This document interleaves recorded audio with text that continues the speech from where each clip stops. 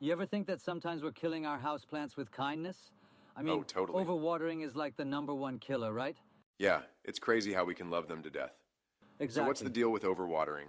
Well, it's not just about pouring too much water. It's about Mm-hmm. understanding the plant's needs, soil type, environment, the whole package.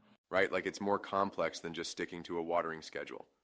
Yeah, it's like the soil composition, the pot material, even the light exposure all play a role. Exactly.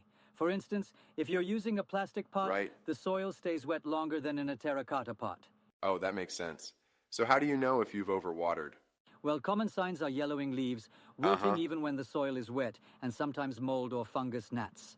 Wait, wilting when the soil is wet? That seems counterintuitive. Exactly. It's like the roots are suffocating, Oh, so they wow. can't transport water to the rest of the plant. So what's the immediate fix if you've overwatered? First, stop watering. Then you Haha, need of to remove course. excess moisture and check the roots.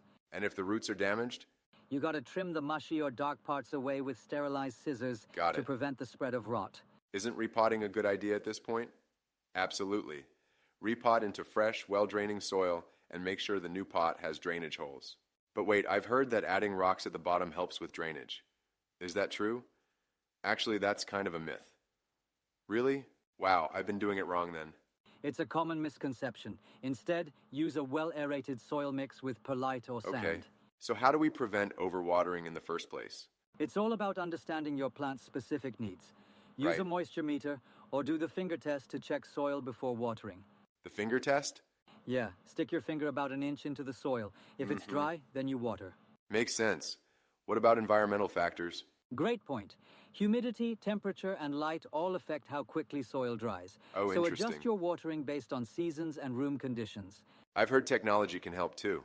Yes, there are smart sensors that monitor soil moisture and even automated watering systems. They're like the future Nice. of plant care. But isn't that overkill for some plants? Maybe. But for those of us who forget or overdo it, they can be lifesavers. Fair enough. So in summary, listen to your plants, right? Exactly. Observe, adjust, and don't stick to rigid schedules. Awesome. I feel like my plants are going to thrive now.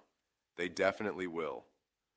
Just remember, sometimes less is more when it comes to watering.